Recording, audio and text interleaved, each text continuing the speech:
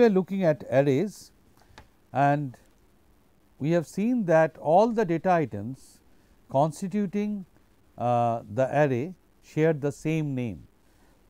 So, we can call an array to be A, an array A or an array num. If the array be A, then the elements are A1, A2 like that up to AN, where n is the size of the array, and each individual elements are being accessed by these indices. These are the different indices. Okay. So,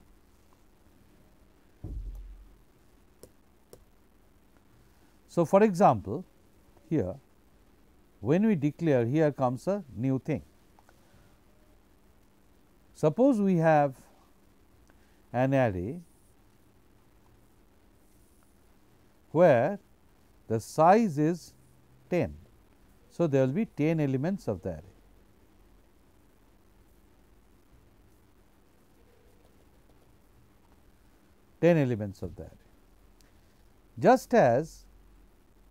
Just like variables, array as a whole is also a variable. So, suppose I name this array to be x. These are x1, x2, x3, x4, x5 like that up to x10. Now, just like we had to declare the variables like int, float here also we need to declare the array, and the way we declare the array is shown here, int x10. What does it mean? That means x is an array of, now I am introducing a term of dimension 10. Earlier I was calling it size, and here I am calling it dimension. For the time being, assume that both of these are the same thing, but actually there is a difference. We will explain that in the course of discussion. So, we declare it first of all the type of the array. As I had said that an element, all the elements of an array has to be of the same type. So, either all of them will be integers or all of them will be floats. Therefore, this entire array is of a type int, which says that all the elements of this array are integers, and x10. So, let us quickly have a look at the memory scenario. Okay. Say in the memory, this is my memory and this is the memory, and in the memory some locations are kept for the array x, that may start from here and maybe up to this. Now, how much space will be given to the array must be known to the compiler, because the compiler, just like the compiler allocates variables to different memory locations, the compiler will also have to allocate memory locations for the array elements. Now, when I said int x10, that means the compiler will store space equivalent to 10 integers.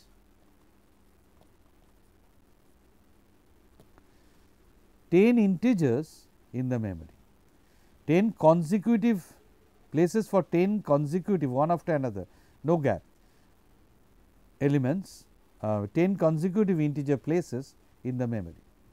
Therefore, how many, can you tell me how many bytes are required for that? Integers, and I have assumed that every integer is taking 2 bytes. Okay. Integer is taking 2 bytes. If I assume that, then I will require 20 bytes here. So, there will be 20 locations each location consisting of 2 bytes. In this way will go on, right. So, you must understand when I declare this, what is the meaning of this. Dimension of the array means that I am storing, I am reserving, the compiler reserves the space for 10 integers, and that has to be done before the array is used, Therefore, it must be declared before, so that the compiler, while it is compiling the program, can allocate enough space. Okay.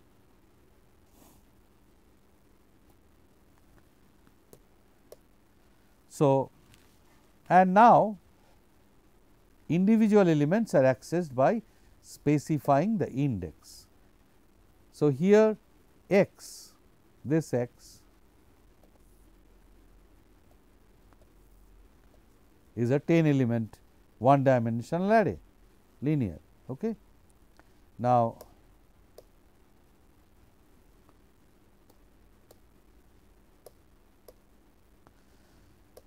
comes a peculiar thing. If you look at this, we are saying that each of these elements are stored in these locations and which are identifiable and accessible by the indices. Now, in C language, each index, the index value starts from 0. So, the first element, although while discussing we are saying x 1, say I was drawing an array like this, where I was saying that these elements are the first element x 1, x 2, that is true, x 3, x 4, x 5, but in C these elements are counted, the counting is started from 0. There is a reason for that, which will also be evident soon. Just remember for the time being that the first element, therefore, x 1 is actually represented in C as x, then the square bracket followed by the index, and the first one will be x 0, second one will be x 1.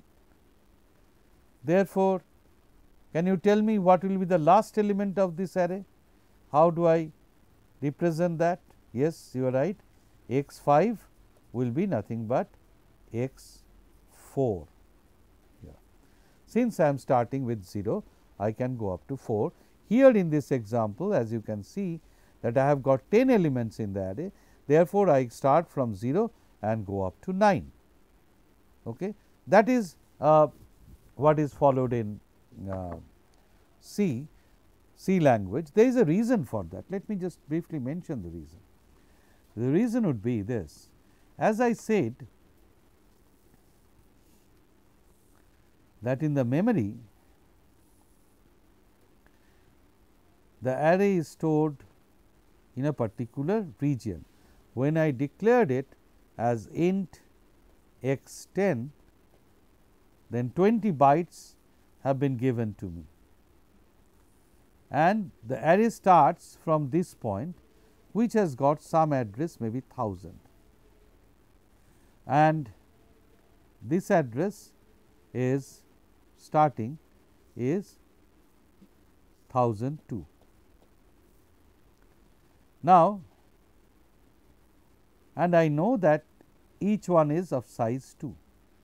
So, when I say what is the address of x 1, what is x 1? X 1 means here, and I know the starting of this array. So, start address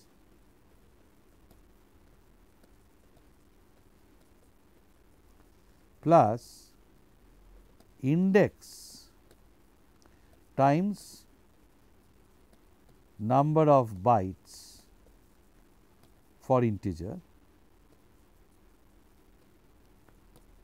will give me the actual address. So, for the first address what will be the index x 0. So, my start address is 1000 for the first one, 1000 plus 0 times 2. So, that will be 1000. Okay. For x 1, 1000 plus 1 times 2. So, that will be 1002.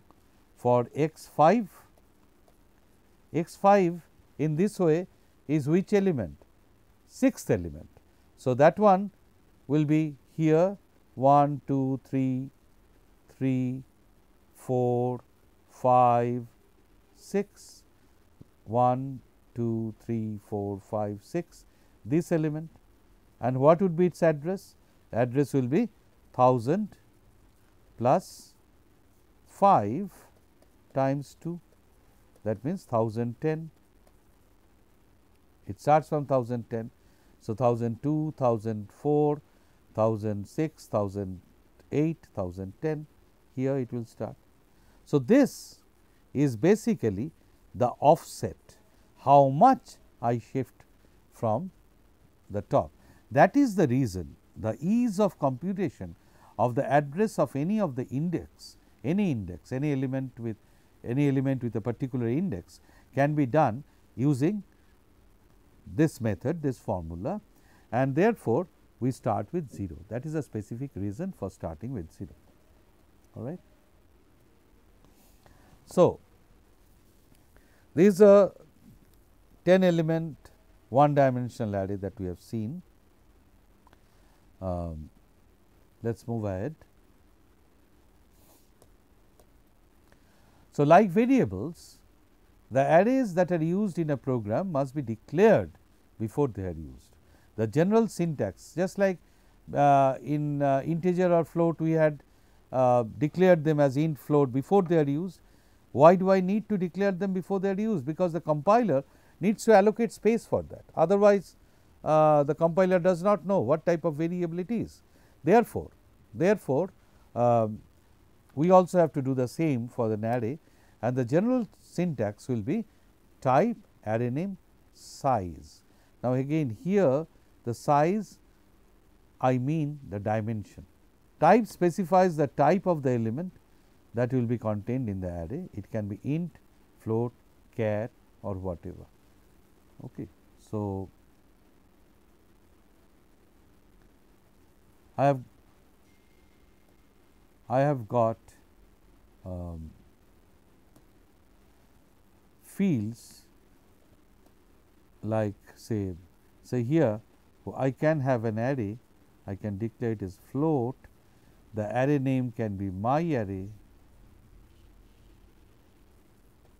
and size may be 20.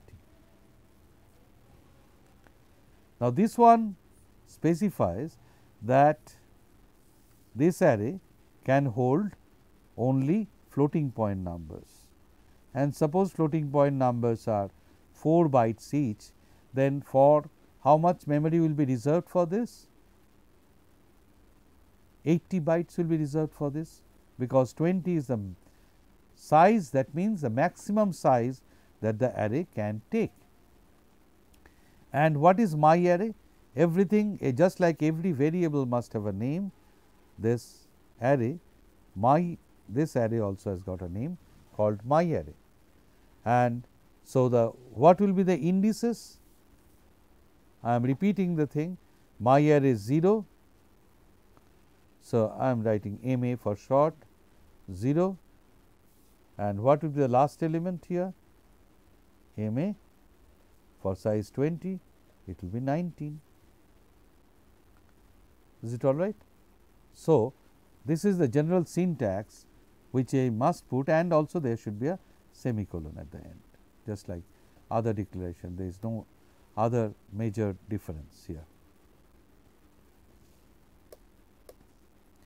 Size is an integer constant. Here I am calling it dimension, that is a maximum number of elements that can be stored inside the array. Suppose I have got so much space kept for storing an array, all right. So much space, many elements can be stored. I have reserved so much space, but in my actual working I am using only some spaces and these are not touched. That is allowed. That means, but the reverse is not allowed. Unless I have got the space, unless I have got space, I cannot store them. So, I must reserve the space beforehand. But, so that is why I was mentioning this maximum space as dimension and the actual number of spaces which you are using to be size of the array, all right. The reverse is not true, because suppose I have reserved so much space for an array and I go beyond that, then these are the spaces for other variables like a, b, c. Their data will be destroyed by my data which I am taking as an array. Therefore, we must restrict to this, but suppose out of this I am using only this much, in my parlance I am calling it size and this to be the dimension. You can call it, in this example in the slide, we are calling this to be the size of the array. That is the maximum size of the array. So, what is dimension? Dimension is the maximum size that the array can be of, but in practice, in actual running, it can be less than that, but not more than that. So, I hope that part is clear to you. So, here what did I write? Int marks 5. What does it mean? It means I am storing marks and the marks are all integers, right, 50, 55, 60, 100. I am storing integer marks, and how many marks can I store? 5. So, what will be the indices? 0, marks 0 to marks 4. That is the index limit, because I am starting from 0. I can have only 5 positions. So, marks is an array containing maximum of 5 integers. If a teacher decides that he will give fractional marks, that somebody can get 62.5, somebody can get 70.2, somebody can get 59.7, then what change should we do? The change that we should do is this will be replaced with float, and if I say in my class there can be maximum 20 students, then what else should I change? I should change this and make it 20. That is how I should declare, all right. Here are a few examples.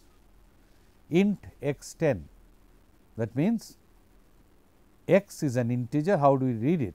X is an integer, x is an array of integers of size or dimension 10.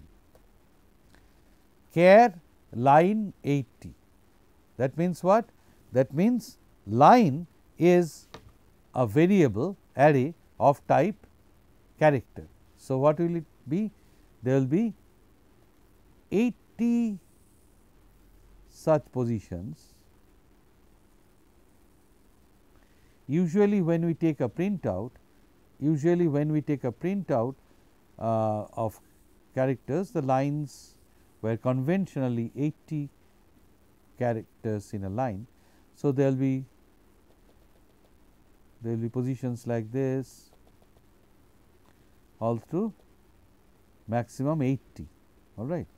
So, the size will be 80 and this variable is known as a line, and what can it hold? It can hold characters like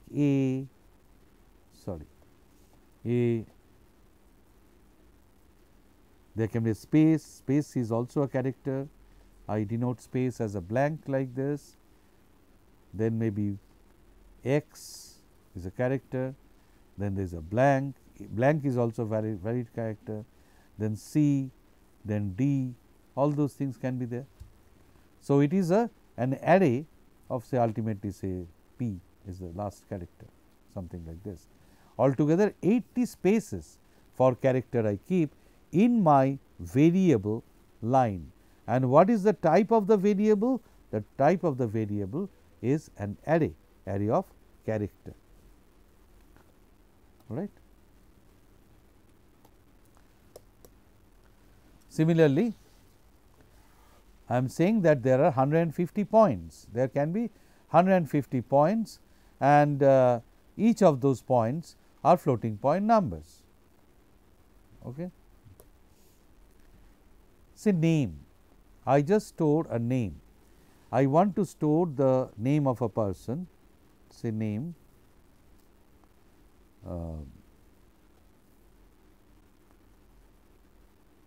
S. Ravi Kumar is the name of a student, and I want to store it in a computer. How would I store it?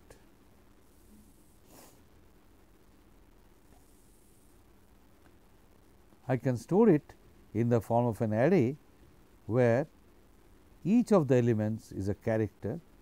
First one is S, then dot, then R, then A, V, I, K, U, M, A, and I need one more space R. So, you see I needed one more space here. Why? Because I had taken, I did not have enough space here. Now, each of them is a character, by the way. You know that a character is denoted like this, so on and so forth. Now, what this line says is that name is a variable which has got the capability of holding 35 such characters. It has got the ability of storing 35 such characters at the most. Now, how much space should we keep? How much should I keep here, here, here, here? If we are not sure of the exact size of the array, we can define an array of large size. Say, if I think, if I have got no idea of how what are the typical Indian names, for example, or American names, for example, I can keep name 100, but is it advisable? Not always. When I really do not have any idea, I have got no other way but to do it. But if I have an idea of how much the name length can be at the most, I should keep so much size, because if I keep an arbitrarily large size, then what am I wasting? I am wasting my memory space, because each of these are a memory location. Okay. Suppose beyond this never a name can extend to, then I should not keep this part in the name. But when I have got no idea, of course, I have to keep a bigger large size. So, that is the difference between the actual dimension of the array, how much reserve we do, and for S Ravi Kumar, for example, my actual size is 1, 2, 3, 4, 5, 6, 7, 8, 9, 10, 11, all right, out of 35. 35 was the available number of spaces. So, when I say int marks 50, suppose in my class I have got say 10 students, and I am going to store the marks of only one subject. In that case, there is no point storing so much space, I mean reserving so much space for the variable marks. If I know, since I know only 10 students are there, if I know beforehand, then I could have written int marks 10, or if I had known that sometimes the number of students in a class are 10, sometimes 15, but never more than 20, then I could have kept marks 20, but I should not keep marks 50. I hope the point is clear now. Now, I have already described this, how an array is stored in a memory. Starting from a given memory, just let us have a revision of this. Starting from a given memory location, the successive array locations, this is very important. The successive array elements are allocated spaces in consecutive memory locations, one after another. So, array A will have memory locations one after another like this. Let now the same computation, let us do it again. Let x be the starting address of the array. Let x be the starting address of the array, this is the address, and k is the number of bytes allocated per array element. I had shown it for an integer, now I am showing it in a generalized form. X was the first starting location, say 1000 or whatever, and k is the number of bytes allocated. Okay. Now, then the next one will be x plus k, because it started with x and needed k locations. The next one will start from x plus k, the next one will start from x plus 2k, like that. The ith element therefore will be, as we had computed earlier, will be x plus I k, and since we started with 0, that will be perfectly okay. All right. Element a I will be located, some a I will be located, the address say a I here will be located starting at x plus I times k. Just a little bit of puzzle here. I have written it here like this. A common mistake could be that what would have happened if I had written it like this?